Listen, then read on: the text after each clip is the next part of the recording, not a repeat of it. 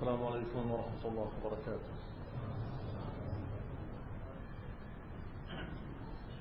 إن الحمد لله نحمده ونستعينه ونستغفره ونعوذ بالله من شرور أنفسنا ومن سيئات أعمالنا. من يهده الله فلا مضل له ومن يضلل فلا هادي له، وأشهد أن لا إله إلا الله وحده لا شريك له، وأشهد أن محمدا عبده ورسوله صلى الله عليه وعلى آله وأصحابه والتابعين وتابع التابعين ومن تبعهم بإحسان إلى يوم الدين. يا أيها الذين آمنوا اتقوا الله حق تقاته ولا تموتن إلا وأنتم مسلمون. يا أيها الناس اتقوا ربكم الذي خلقكم من نفس واحدة وخلق منها زوجها وبث منهما رجالا كثيرا ونساء، واتقوا الله الذي تساءلون به والأرحام إن الله كان عليكم رقيبا.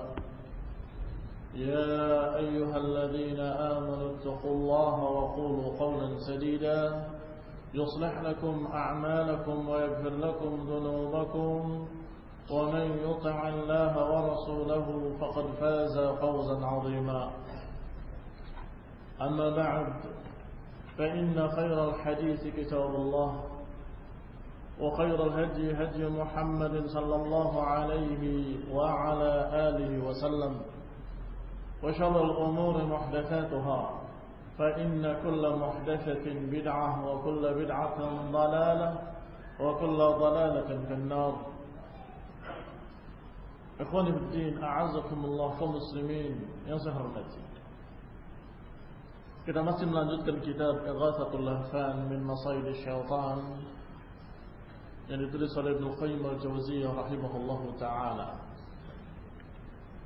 Kalau pada bab yang lalu, pada bab yang kelima, kita membahas bahwa dalam hati ini ada dua kekuatan, yang kalau dua kekuatan tadi digunakan pada kebenaran, maka itulah hati yang baik, hati yang sempurna.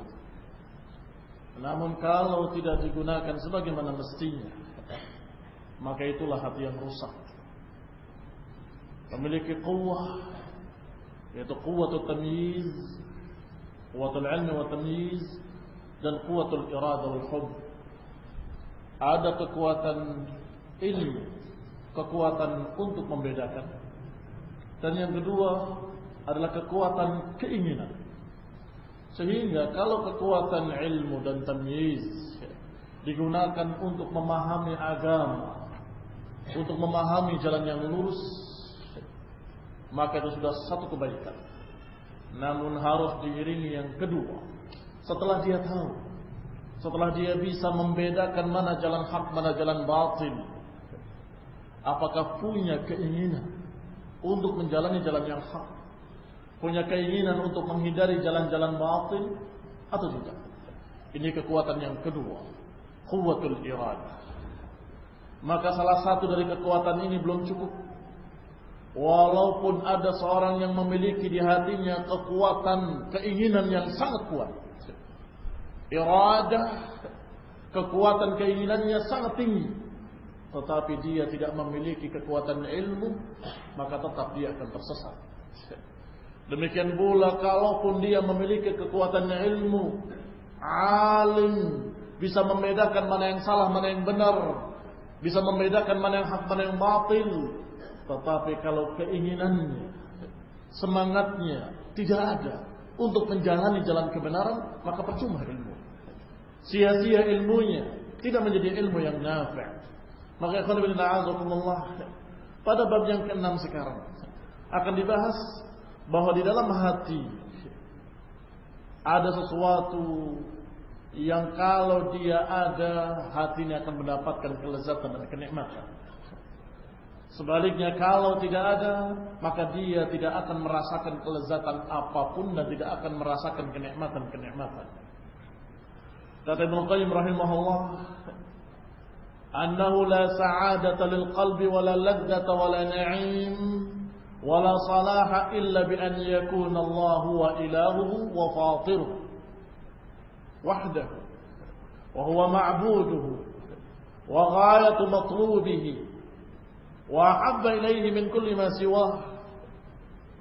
Kata Ibnu Qayyim rahimahullah dalam judul babnya, sesungguhnya tidak ada kebahagiaan pada hati, enggak ada kelezatan, enggak ada kenikmatan, enggak ada kebaikan sama sekali pada sebuah hati kecuali kalau menjadikan Allah Subhanahu wa taala sebagai ilahnya, sesembahannya, diyakini sebagai penciptanya yang diibadahinya, sebagai sesuatu yang paling diharapkannya dan yang paling dicintai dalam hatinya.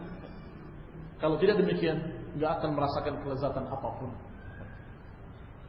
Qala rahimahullah, berkata Ibnu Qayyim rahimahullah, "Ma'lumun anna kulla hayyin siwa Allah subhanahu wa ta'ala min malakin aw insin aw jinnin aw hayawan fahuwa faqirun ila jalbi ma yanfa'u wa daf'i ma yadurru."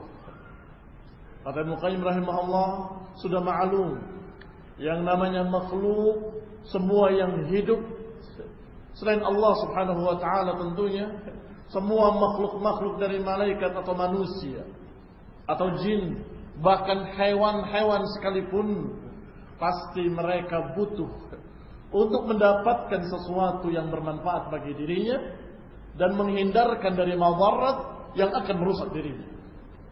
Ini sudah maftur, sudah menjadi fitrah setiap makhluk akan mencari apa yang bermanfaat dan menghindarkan diri dari yang jelek. Wala yatimmu dzalika lahu illa bi tasawwurihi lin-nafi' wad-dhar. Dan tidak akan berhasil untuk mendapatkan manfaat dan tidak akan berhasil untuk menghindari madarat, menghindari kejelekan-kejelekan kecuali dengan tasawur, dengan pengetahuan mana yang baik, mana yang jelek. Inilah yang saya katakan tadi bahwa bab yang kelima yang kemarin dibahas berkaitan dengan bab ini. Bahwa dalam hati memiliki dua kekuatan, quwwatul tamyiz atau quwwatul ilm dan quwwatul iradah. Sekarang dibahas bahwa makhluk-makhluk ini seluruhnya pasti akan mencari yang bermanfaat untuk dirinya dan pasti akan menghindarkan diri dari apa yang menjelekkan dirinya atau merugikan dirinya. Setiap bayi yang lahir dari binatang apapun pasti secara fitrah akan mencari apa yang bisa dimakan dan pasti akan menghindar dari bahaya yang mendekatnya. Itulah fitrah. Tetapi harus diiringi dengan tasawur, dengan ilmu. Man nafi' wa madar. Apa yang bermanfaat dan apa yang bermadarat. Qala wal manfa'ah min jinsin na'imi wal ladzah.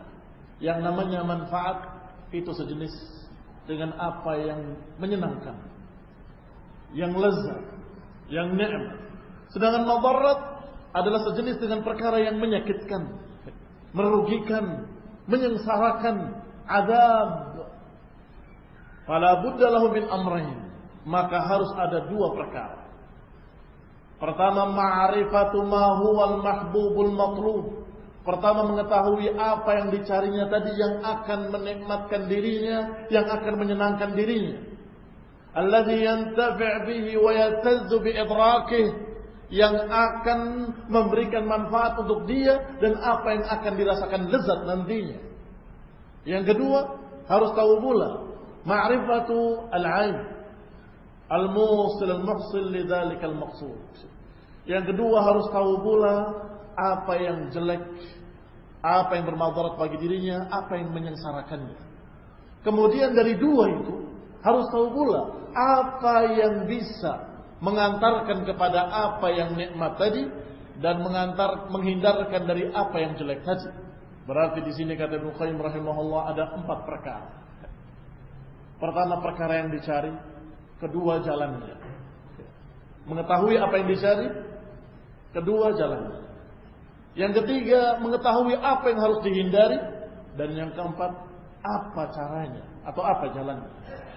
Fahadhihi arba'atu umur daruriyatun lil 'abd. 4 perkara ini merupakan konsekuensi yang ada pada setiap hamba. Walikulli hayawan, bahkan setiap hayawan la yaqumu wujuduhu wa salahuhu illa biha. Bahkan seluruh makhluk, semua hewan-hewan sekalipun tidak akan bisa hidup kecuali tahu 4 perkara ini. Kalau tidak tahu apa yang dicari untuk dirinya, apa yang bermanfaat untuk dirinya, alias gak bisa cari makan, mati dia. Demikian pula sebaliknya. Kalau dia dalam keadaan tidak bisa menghindari madarat, gak bisa menghindari musuh-musuhnya, juga dia akan diterkam oleh musuhnya, mati dia, binasa. Maka yang pertama harus tahu apa yang harus dicari untuk bermanfaat untuk dirinya. Kedua, caranya bagaimana? Kalaupun tahu itu yang baik buat saya, tapi dia nggak bisa mendapatkannya karena nggak tahu caranya, juga akan binasa. Demikian pula walaupun tahu musuh-musuhnya, tapi nggak bisa menghindar, juga akan binasa. Maka itu sudah suatu perkara yang daruriyah, perkara yang mesti ada pada setiap makhluk. Ikhwan fillah a'azakumullah, kembali kepada pembahasan, yaitu pembahasan hati. Kata Ibnu Qayyim rahimahullah, kalau sudah terbukti demikian, sekarang manusia, apa yang dicarinya dan apa yang akan membahagiakan dia di dunia dan di akhirat ini harus diketahui. Dan apa yang berbahaya untuk dirinya, yang menyengsarakannya, yang akan menjadi azab bagi dia di dunia dan di akhirat harus diketahui pula. Kalau sudah diketahui kedua-duanya, maka yang pertama harus dicari, yang kedua harus dihindari. Qala rahimahullahu ta'ala, berkata Ibnu Qayyim, fallahu, maka Allah subhanahu wa ta'ala huwa alladhi yajib an yakuna huwa al-maqsud al-mad'u al-matlub. Ternyata kata Ibnu Qayyim, semua kebaikan, semua kebahagiaan ada pada Allah subhanahu wa ta'ala.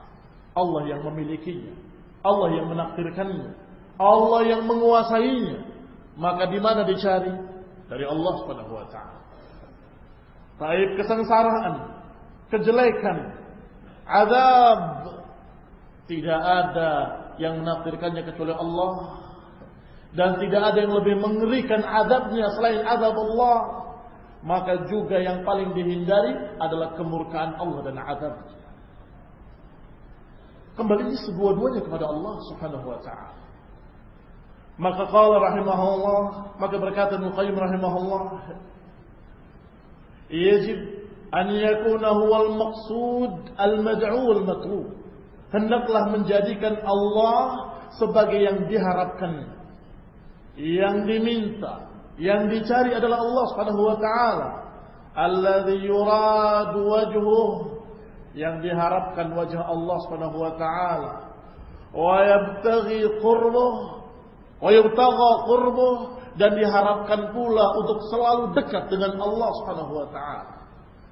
Wa yutlab ridha, dan selalu dicari keridhaannya, keridhaan Allah subhanahu wa ta'ala. Wa huwa al-'ain ala husuli dzalik, maka itulah perkara yang harus kita cari untuk mendapatkan semua kelezatan-kelezatan dan kenikmatan-kenikmatan yang hissi maupun yang ma'nawi di dunia ataupun di akhirat. Wa 'ubudiyatu ma siwahu wal iltifatu ilayhi wa ta'alluq bihi huwal makruhud dar.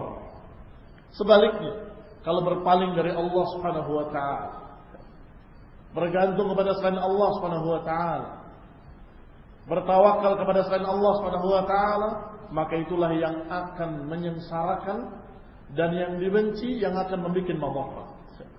Wallahu wal-'ain ala daf'ihi, wallahu wal-mu'in ala daf'ihi, dan Allah lah yang akan bisa membantu untuk menghindarkannya. Berarti sekarang sudah bicara caranya. Kalau harapannya harapan kepada Allah, dan kemudian khawatirnya dari azab Allah. Sekarang caranya, bagaimana menghindarkan diri dari azab Allah? Tentunya meminta pada Allah.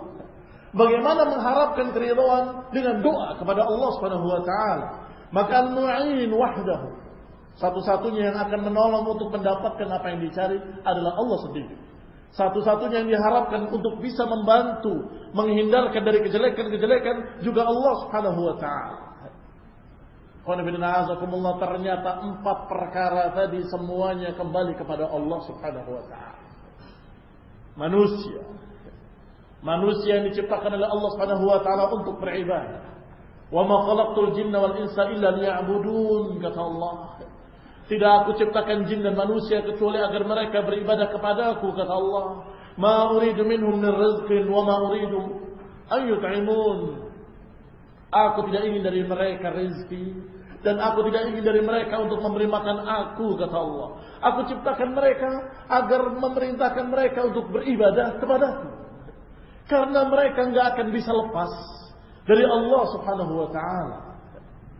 Maka makhluk-makhluk ini yang namanya manusia dan jin adalah makhluk yang khusus yang Allah Subhanahu wa taala kenalkan hakikat yang penting, yaitu hendaklah beribadah kepada Allah Subhanahu wa taala karena yang kalian harapkan dari semua kebaikan dari Allah, dan kejelekan-kejelekan tidak akan bisa kalian hindari kecuali mengharap kepada Allah Subhanahu wa taala. Maka diajarkan dalam doa Rasulullah sallallahu alaihi wa ala alihi wasallam dalam Sahih Muslim, dan juga dikeluarkan oleh Tirmidzi dan juga Abu Dawud dan Ibnu Majah, bahwasanya Rasulullah SAW mengajarkan doa a'udzu biridhaka min sakhatik wa a'udzu bimu'afatika min 'uqubatik wa a'udzu bika mink la usitana an anta kama athnayta ala nafsi. Diajarkan kalimat a'udzu biridhaka, ya Allah, aku berlindung dengan keridhaanmu dari kemurkaanmu, dan aku berlindung dengan maafmu dari balasanmu, dan aku berlindung denganmu darimu. 4 perkara tadi semuanya ada dalam doa ini. Berlindungnya kepada Allah dari apa? Dari azab Allah. Memintanya maaf Allah. Berlindungnya dengan maaf Allah dari apa? Dari balasan Allah Subhanahu wa taala. A'udzu bika minka. Aku berlindung dari azabmu denganmu, ya Allah. Tidak akan bisa berlindung dari azab Allah kecuali kepada Allah Subhanahu wa taala. Juga dalam doa lain yang dikeluarkan dalam Bukhari dan Muslim, Rasulullah SAW mengajarkan satu doa, Allahumma inni aslamtu nafsi ilaik wa wajjahtu wajhi ilaik wa fawwadtu amri ilaik wa alja'tu dhahri ilaik. Kata Rasulullah SAW, ya Allah, aku pasrahkan diriku kepadamu, dan aku hadapkan wajahku kepadamu. Wa fawwadtu amri ilaik, dan aku serahkan urusanku kepadamu. Wa alja'tu dhahri ilaik, dan aku sandarkan punggungku kepadamu. Raghbatan wa rahbatan ilaik, karena berharap kepadamu dan karena takut kepadamu. Berharapnya berharap dari Allah, takutnya takut dari azab Allah. La malja'a wa la manja minka illa ilaik. Tidak ada tempat bersandar, enggak ada tempat berlindung darimu kecuali kepadamu. 4 perkara tadi seluruhnya kembali kepada Allah Subhanahu wa taala. Maka sebuah hati seseorang mukmin, kalau dia memiliki 4 perkara ini dalam hatinya, dia tahu apa yang paling diharapkannya, yaitu apa yang ada di tangan Allah Subhanahu wa taala, dan dia tahu yang paling ditakutinya yaitu kemurkaan Allah dan azab Allah, dan dia tahu pula enggak akan bisa mendapatkan apa yang diharapkannya kecuali dengan berdoa tadarruan wa khufyah, dengan meratap kepada Allah Subhanahu wa taala, dengan merintih berdoa, dan tidak akan bisa selamat dari murka Allah, nggak akan bisa selamat dari azab Allah kecuali dengan berlindung kepada Allah Subhanahu wa taala. Kalau 4 ini ada pada hati seseorang, maka hati itu hati mukmin dan hati itu dikatakan hati yang sempurna. Qala rahimahullahu taala, faminhul munji wa ilaihi al-malja wa bihi al-isti'adzah min syarri ma huwa kainun bi masyiatihi wa qudratihi. Berarti kepada Allah lah tempat berlindung, kepada Allah lah tempat kita kembali, kepada Allah lah kita meminta pertolongan dari segala kejelekan-kejelekan yang terjadinya dengan takdir dari Allah Subhanahu wa taala. Fal'i'adah fa'luhu wal musta'ad minhu fa'luhu aw maf'uluhu alladhi khalaqahu bimasyiatihi. Maka berdoanya atau berlindungnya kepada Allah Subhanahu wa taala, dan yang kita takuti, kita hindari juga sesuatu yang merupakan adab dari Allah Subhanahu wa taala. Berdoanya kepada Allah, yang dihindarinya pun dari Allah Subhanahu wa taala, yakni azab dan kemurkaan Allah Subhanahu wa taala. Fal amru kulluhu lahu. Maka urusannya semuanya dari Allah Subhanahu wa taala. Allah yang menakdirkan segala sesuatu. Allah yang menentukan semua apa yang terjadi. Ma syaa kan wa ma lam yasha lam yakun. Apa yang Allah kehendaki pasti terjadi, dan apa yang tidak Allah kehendaki tidak akan terjadi. Gempa yang dahsyat dari Allah, tsunami yang lebih dahsyat dari Allah, demikian pula kemakmuran dari Allah, keberhasilan panen dari Allah, semuanya dari Allah Subhanahu wa taala. Maka seorang mukmin shadiq, seorang yang memiliki iman kepada Allah Subhanahu wa taala, dia tahu bahwa ini semuanya dari Allah, maka dia berharapnya kepada Allah dan takutnya pun kepada Allah Subhanahu wa taala. Mengharapkan dari Allah Subhanahu wa taala keselamatan di dunia dan di akhirat. Mengharapkan dari Allah Subhanahu wa taala kebaikan di dunia dan di akhirat. Di dunia hasanah, wa fil akhirati hasanah, dan berlindung dari kejelekan yang mengerikan di dunia dan di akhirat. Wa qina adzaban nar, dan lindungi kami dari azab neraka, dari azab dunia wa azab al-akhirah, dari azab dunia dan azab akhirat. Ikhwan fillah azakumullah. Semua kembalinya kepada Allah Subhanahu wa taala, maka di dalam hati seseorang mukmin harus ada keimanan kepada Allah Subhanahu wa taala, ada harapan kepada Allah Subhanahu wa taala, dan juga ada rasa takut kepada Allah Subhanahu wa taala. Wal malik wal mulk kulluhu lahu. Semua kerajaan, kekuasaan milik Allah. Wal khairu kulluhu fi yadayhi. Dan semua kebaikan di tangan Allah Subhanahu wa taala. La yuhsi ahadun min khalqihi tana'an alaihi. Tidak akan ada yang bisa menyebutkan segala pujian bagi Allah Subhanahu wa taala. Sebagaimana ucapan Rasulullah SAW dalam kelanjutan doa tadi, La uhsi tana'an anta kama athnaita ala nafsik.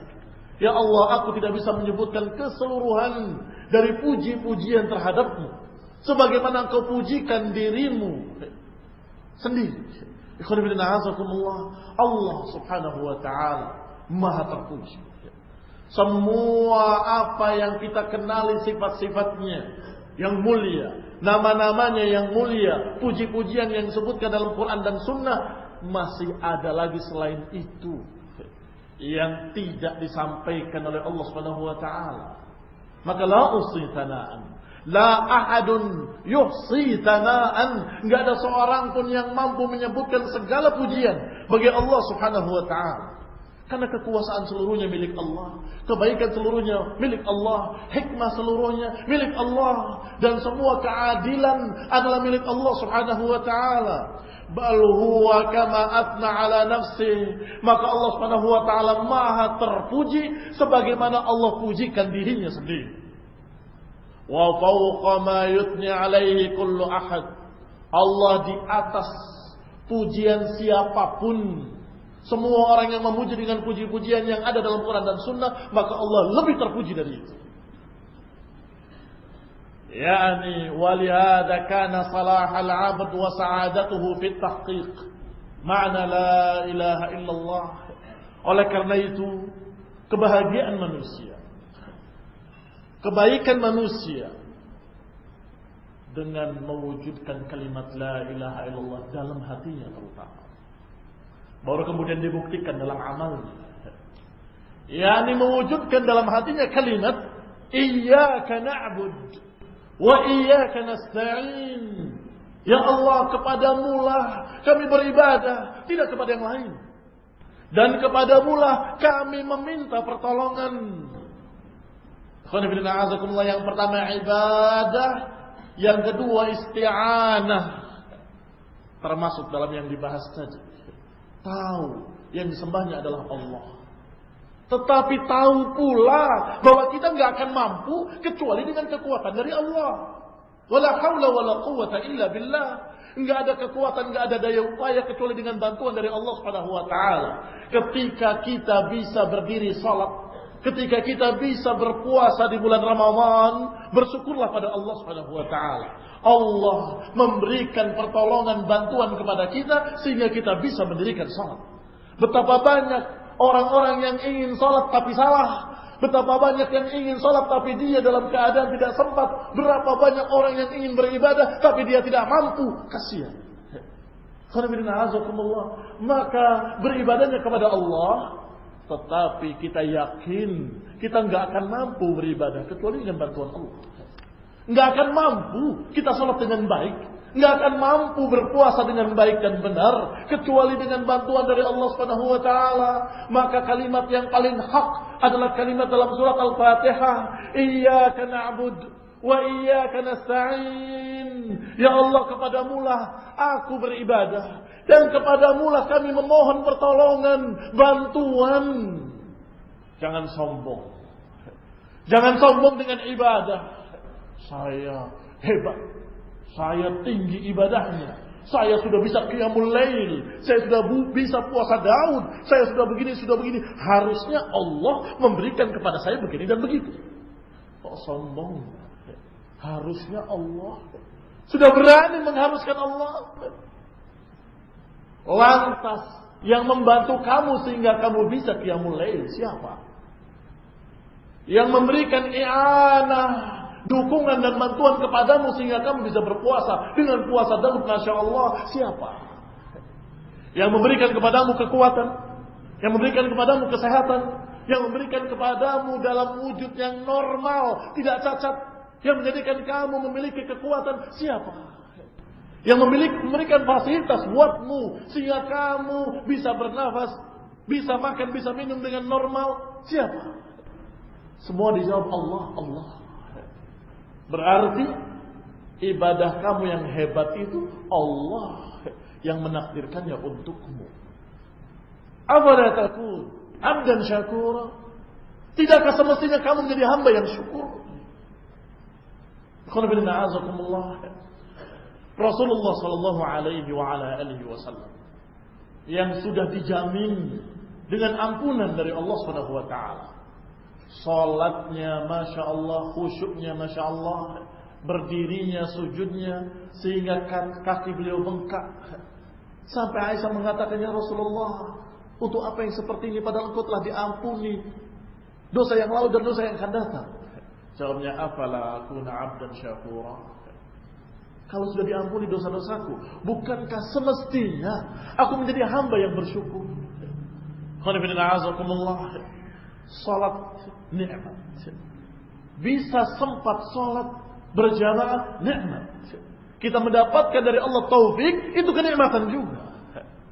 Kemudian bersyukur. Kamu bisa syukur juga nikmat dari Allah Subhanahu wa taala. Bagaimana kamu akan sombong?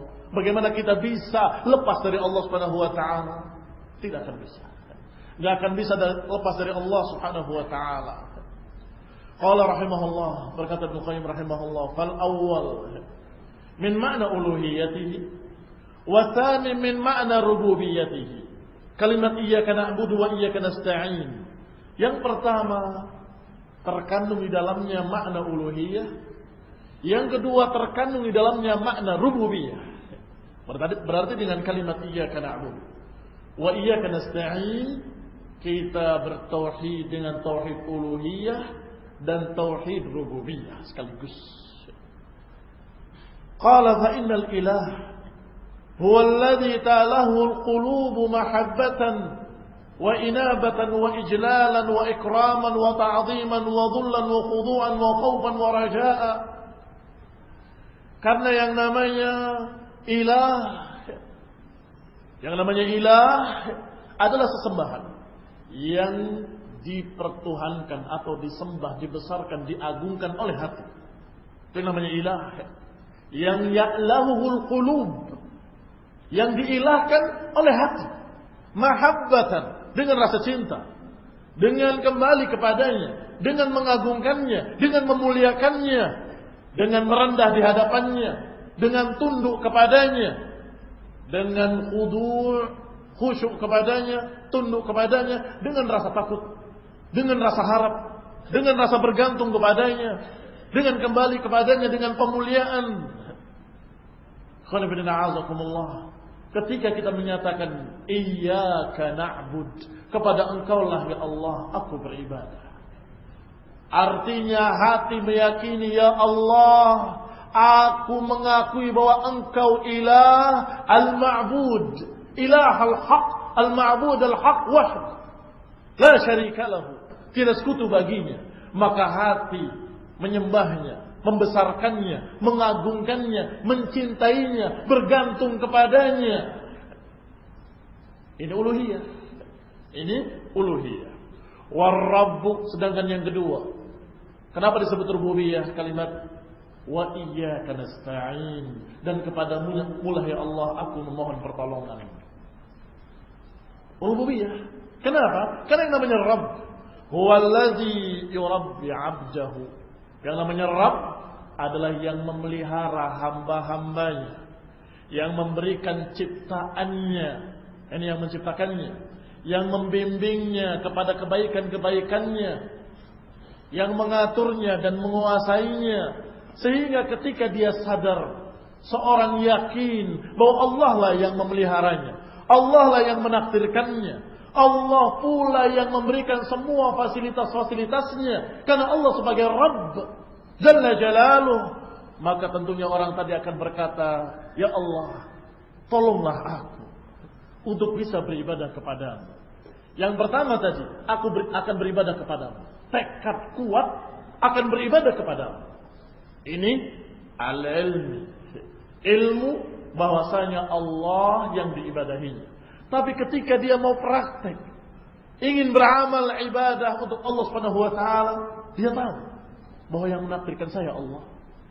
Dia sadar bahwa yang memeliharanya adalah Allah, yang memberikan kebaikan-kebaikan adalah Allah, yang menguasainya adalah Allah, yang menciptakannya adalah Allah. Maka saya tidak akan mampu kecuali dengan bantuan Allah. Maka dia berdoa, wa iyyaka nasta'in, dan kepadamu pula aku minta pertolongan ya Allah. Berarti yang pertama sadar kalau Allah la ilahal haq. Yang kedua sadar bahwa Allah la Rabbul haq. Dikatakan selanjutnya oleh Ibnu Qayyim rahimahullahu taala, fakama anna rububiyyata ma siwahu abtal al-batil, fakadzalika ilahiyyatu ma siwahu. Sebagaimana kalau menganggap ada Rabb selain Allah merupakan sebatil-batil kebatilan, demikian pula kalau menganggap ada ilah lain selain Allah Subhanahu wa taala. Ibnu Qayyim rahimahullah menyebutkan kama anna rububiyyata ma siwa Allah. Jadi ukurannya adalah rububiyah. Kenapa demikian? Karena rububiyah dipahami oleh seluruh manusia. Rububiyah itu masalah penciptaan, masalah kekuasaan. Sebagaimana rububiyahnya Allah Subhanahu wa taala satu-satunya dan tidak ada selain Allah yang memiliki rububiyah, demikian pula pada uluhiyah. Kalau kita meyakini bahwasanya yang menciptakan langit dan bumi adalah Allah, yang menciptakan makhluk-makhluk seluruhnya adalah Allah, yang berkuasa di alam semesta dan memiliki seluruh alam semesta adalah Allah satu-satunya dan tidak yang lain. Demikian pula masalah hak diibadahi, juga tidak ada selain Allah yang memiliki hak tersebut.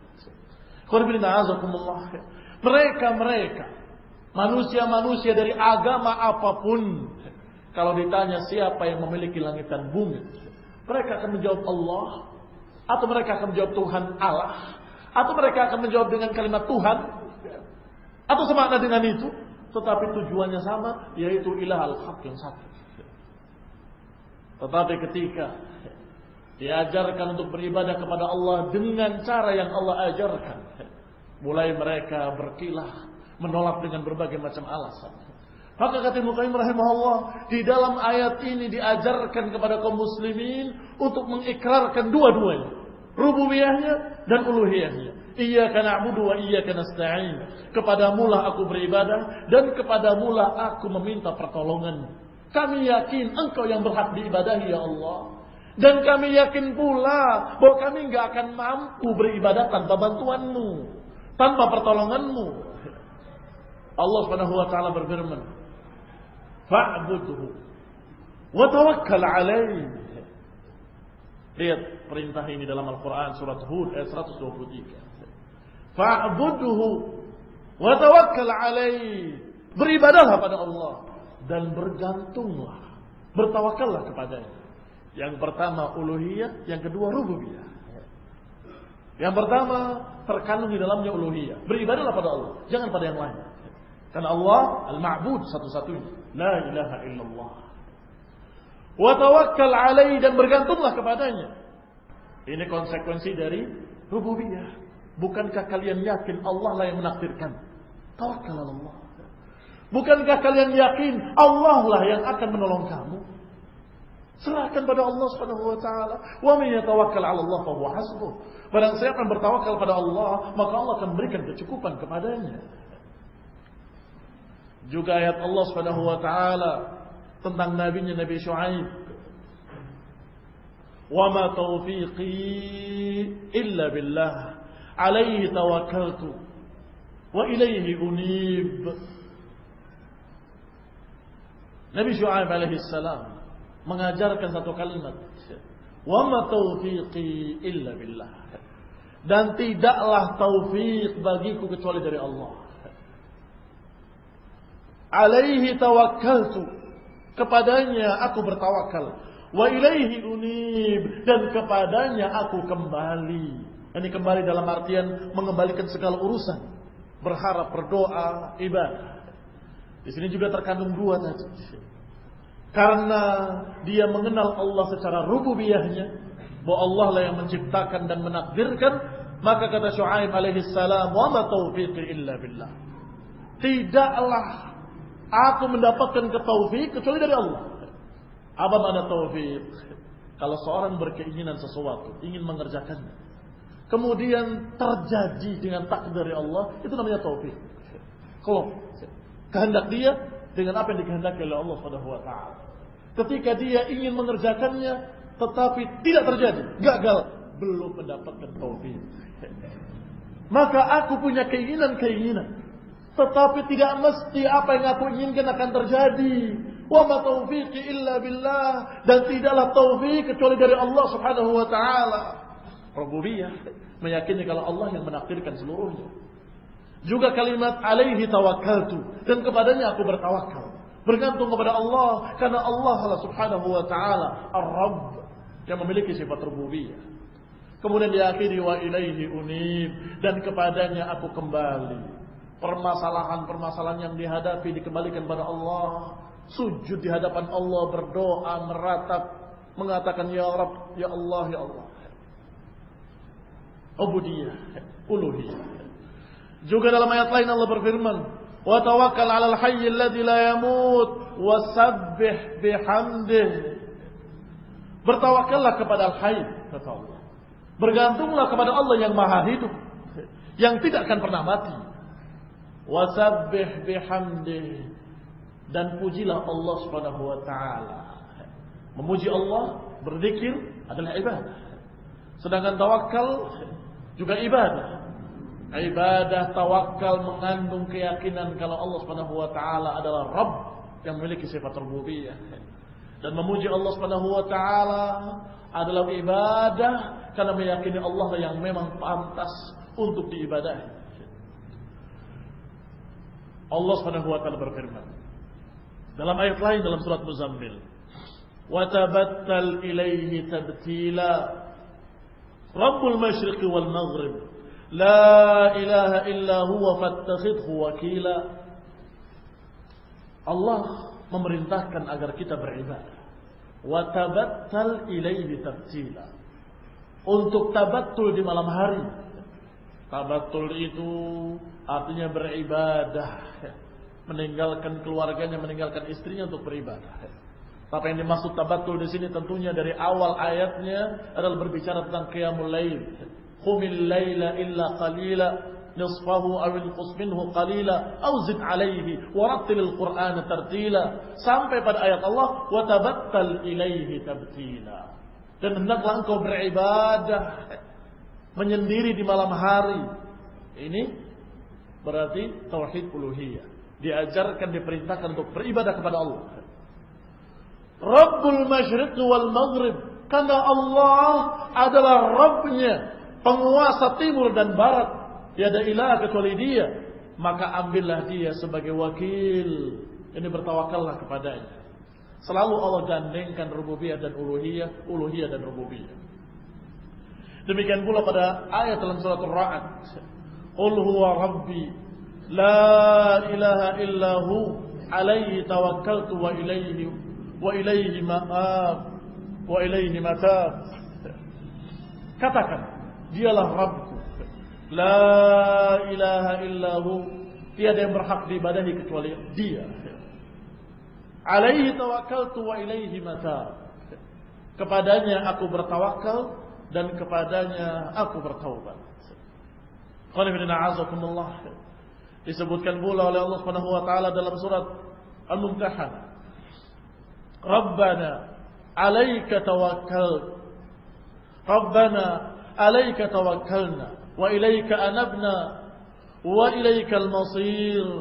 Ya Allah, kepadamu kami bertawakal dan kepadamu kami bertawakal kembali, dan juga kepadamu kami kembali.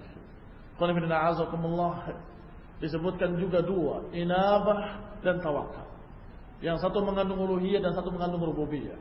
Fahadihi sab'atu mawadhi' tantazimu hadain al-aslain jami'ain lima'na at-tauhid alladaini la sa'adata lil 'abdi bidunihim al-battah. Kata Muqayyim, 7 ayat ini semuanya menerangkan bahwasanya harus ada 2 prinsip tauhid uluhiyah dan rububiyah pada seorang hamba, yang tidak akan seorang hamba mendapatkan kebahagiaan di dalam hatinya kecuali dengan 2 ini. Tanpa 2 ini enggak akan mendapatkan kebahagiaan al-battah sama sekali. Al-wajhu tsani, sisi kedua yang dibahas, anna Allah Subhanahu wa taala khalaqal khalqa li'ibadatihi. Bahwa Allah Subhanahu wa taala menciptakan makhluk-makhluknya adalah untuk beribadah kepadanya. Al-jami'a li ma'rifatihi wal inabah ilaihi wa mahabbatihi. Allah menciptakan manusia adalah untuk beribadah kepadanya. Wa ma khalaqtul jinna wal insa illa liya'budun. Yang ibadah mengandung di dalamnya pengenalan terhadap Allah Subhanahu wa taala. Tidak dikatakan ibadah kalau dia tidak kenal Allah. Tidak bisa dikatakan ibadah kalau dia tidak kenal sifat-sifat Allah dan tidak beriman dengan nama-namanya dan sifat-sifatnya. Maka harus di dalam ibadah ada pengenalan terhadap Allah Subhanahu wa taala. Dan juga harus ada kecintaan kepada Allah Subhanahu wa taala. Harus ada keikhlasan memurnikan ibadah hanya untuk Allah Subhanahu wa taala. Fa bi dzikrihi tatma'innul qulub. Maka dengan selalu mengingat Allah, hati akan menjadi tenteram. Wa taskun nufusuhum. Dan dengan ingat kepada Allah, jiwa akan menjadi tenang. wa bi ru'yatihi fil akhirah tuqir uyunuhum, dan dengan memandang Allah, memandang wajah Allah nanti yaumul qiyamah, maka akan mendapatkan kenikmatan yang paling nikmat, yang tidak ada bandingnya. Wa yutim na'imuhum, dan akan sempurna kenikmatannya. Fala yu'tihim fil akhirah syai'an huwa ahabbu ilaihim wala aqarra li'uyunihim wala an'ama liqulubihim minan nadhari ilaih. Perhatikan ucapan Ibnu Qayyim. Maka tidak ada yang paling nikmat, enggak ada yang paling membahagiakan, enggak ada yang paling tinggi kelezatannya di akhirat nanti melainkan nikmatnya memandang wajah Allah Subhanahu wa taala. Itu yang paling nikmat, yang paling membahagiakan. Surga di bawah. Kenikmatan surga kalah dengan kenikmatan memandang wajah Allah Subhanahu wa taala. Sebagaimana sering kita sampaikan riwayat-riwayatnya,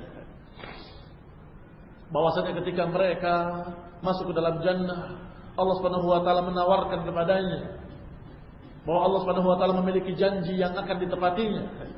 Maka mereka mengatakan, alam tubayyid wujuhana, ya Allah, bukankah engkau telah memutihkan wajah-wajah kami dan menyelamatkan kami dan berikan kami dalam jannah ini? Sampai Allah Subhanahu wa taala menyingkapkan tabirnya dan mereka memandang wajahnya. Maka mereka merasa nikmat memandang wajah Allah sehingga mereka lupa dengan kenikmatan surga. Berarti kalah kenikmatan surga. Sampai ketika Allah menutup kembali tabirnya, maka mereka kembali bernikmat-nikmat dengan surga sambil rindu kapan pertemuan lagi dengan Allah Subhanahu wa taala. Sambil rindu kapan bisa memandang wajah Allah kembali. Berarti an'ama asya atau an'ama syai', yang paling nikmat dari segala sesuatu di akhirat nanti, yang paling lezatnya adalah memandang wajah Allah Subhanahu wa taala. Mendengarkan langsung ucapan Allah Subhanahu wa taala tanpa perantara. Ini yang paling nikmat. Walam yu'tihim fid dunya, sedangkan di dunia Allah tidak memberikan apapun yang paling nikmat, yang paling membahagiakan dalam hati seseorang melainkan iman billah wal hubb wal mahabbah. Tidak ada kenikmatan di dunia yang paling nikmat melainkan cinta kepada Allah Subhanahu wa taala dan iman kepada Allah Subhanahu wa taala. Qul inna a'udzubikumullah, perhatikan.